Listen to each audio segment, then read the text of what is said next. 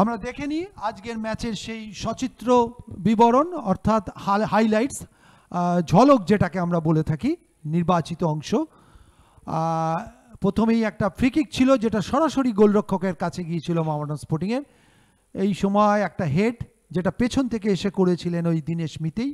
তারপর ইসরাফিলের একটা মাইনাস ছিল, সেক্ষেত্রে বল চলে যায়।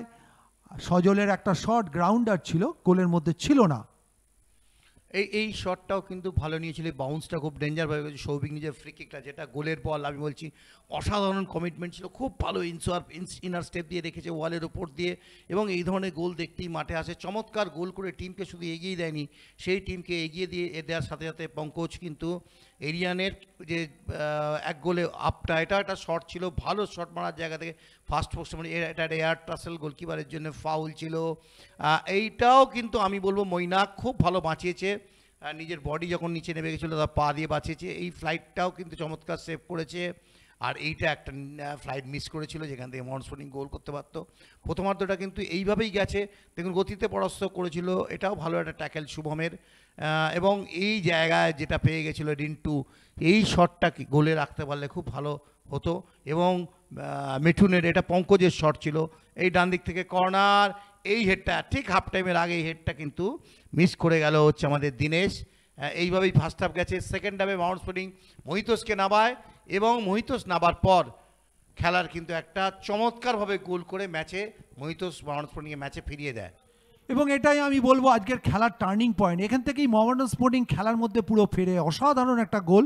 এবং তারপর তারা আরও 3টে গোল করেছিল। এখানে মৈনা কোনো রকমের পরিস্থিতি সামাল দেয়, কর্নার থাকে জোসেফের, লোয়ার ট্র্যাজেক্টরির কর্নার, এবং একদম পেছন থেকে এসে ইসরাফিল গোল করে। এবং এটা তো দুর্দান্ত ফিনিশ আমি বলবো। গোলটাকেও চেনে ভালো এবং গোলটাকে ফলো করেছেন, আমরা যাকে বলে থাকি গোলের গন্ধে বক্সে ঘোরা, সেটা কিন্তু ছিল। এইটা কিমা বলটা গোলরক্ষক মৈনাকের হাতে লাগে, ডিফ্লেক্ট হয়ে যায় এবং তারপর একটা দূরপাল্লার শট, সেটা সরাসরি মৈনাক, এইটা কিমা গায়ে মারলেও কিন্তু এটা যদি মাইনাসটা আর একটু রাখতে পারতো, সতীর্থ পেতে পারতো।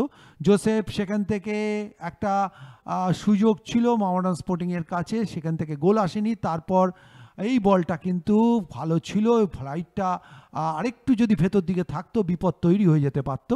এখান থেকে কিন্তু দারুণ একটা গোল ইসরাফিলের, এবং এক্ষেত্রে অ্যাসিস্ট করেছিল ওই মহিতোষ। দেখুন মহিতোষের অ্যাসিস্ট থেকেই কিন্তু গোলটা করে যায় ইসরাফিল, এটা দলের 3 নম্বর গোল। এবং তারপর ইসরাফিল আজকে আরও একটা গোল করেছিল এবং খুশি মোহামেডান স্পোর্টিংয়ের রিজার্ভ বেঞ্চ, উদ্বেলিত আনন্দিত।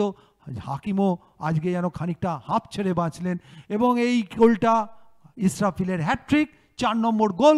মোহামেডান স্পোর্টিং 4-1 গোলে জিতে আজকে 3টে মূল্যবান পয়েন্ট ঘরে তুলল সুপার 6-এ যাওয়ার ক্ষেত্রে, যেটা কিন্তু একটা অন্যতম দিক হবে। ইসরাফিল দেওয়ান আজকে 3টে গোল করে ম্যান অফ দ্য ম্যাচ।